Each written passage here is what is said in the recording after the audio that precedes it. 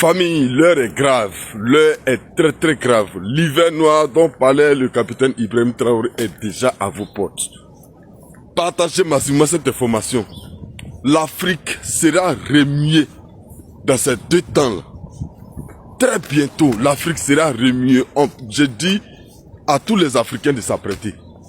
Oui, le Parlement européen s'est réuni hier et ils ont décidé de rétablir Mohamed Bazoum dans ses fonctions.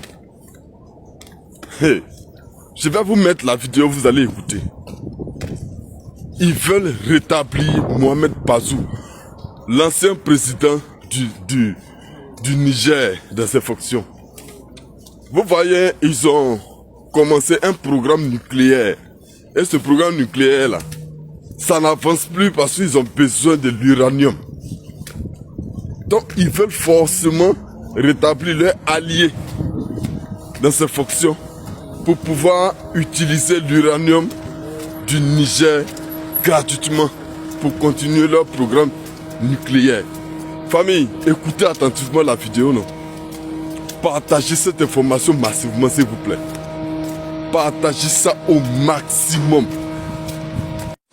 L'ordre du jour appelle à présent le débat sur la détention arbitraire du président Mohamed Bazoum par les juntes au Niger.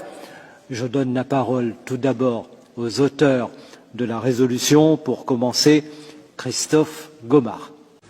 Monsieur le Président, Monsieur le Commissaire, chers collègues, nous voterons demain pour une résolution d'urgence qui me tient particulièrement à cœur, la demande de libération du président nigérien Mohamed Bazoum, que je présente pour la 4e fois. Depuis le coup d'État du 26 juillet 2023, Mohamed Bazoum est détenu avec son épouse par la junte militaire qui a pris le pouvoir, privé de téléphone et totalement coupé du monde extérieur. 950 jours se sont écoulés depuis ce coup, 950 jours de détention injustifiée. Il convient de rappeler que le président Bazoum, démocratiquement élu, a été le principal partenaire des forces européennes au Sahel, contribuant à la lutte contre le terrorisme islamiste, contre le trafic d'armes, contre le trafic d'êtres humains et à la stabilité régionale. Nous ne pouvons rester plus longtemps silencieux alors qu'un allié clé de l'Europe est emprisonné. Quel exemple de loyauté l'Union européenne donnerait-elle à ses partenaires? Sa libération est urgente pour 2 raisons majeures. Son mandat prendra fin le 2 avril 2026. Ne pas obtenir sa libération avant cette date constituerait un échec grave. On vient d'avoir la confirmation, famille. Cette vidéo-là, partagez-la massivement. On vient d'avoir la confirmation du ministre des Affaires étrangères russe.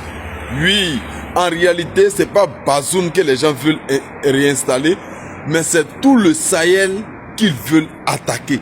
Écoutons d'abord la vidéo et puis famille, on revient, on va décoder. La France tente de renverser des gouvernements nationalistes indésirables dans la région du Sahara-Sahel et dans d'autres régions d'Afrique. Ces pays ont depuis longtemps rompu leurs liens avec leur ancienne métropole.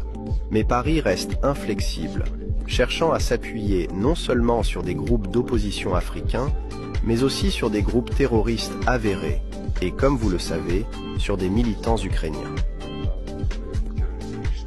Il est regrettable que les élites françaises persistent à recourir à ces méthodes coloniales, notamment au tristement célèbre principe du diviser pour mieux régner. Un principe qui a déjà coûté la vie à des millions d'Africains. Le capitaine Ibrahim Traoré nous avait dit l'hiver noir allait arriver. Il a dit aussi l'albinos noir allait venir. Il a aussi parlé de une guerre de haute intensité qu'il était en train de préparer. Mais le capitaine Ibrahim Traoré, c'est un sachant. Lui, il sait ce qui va arriver. Aujourd'hui, là, le temps est en train de venir. Les gens sont en train de se dévoiler peu à peu.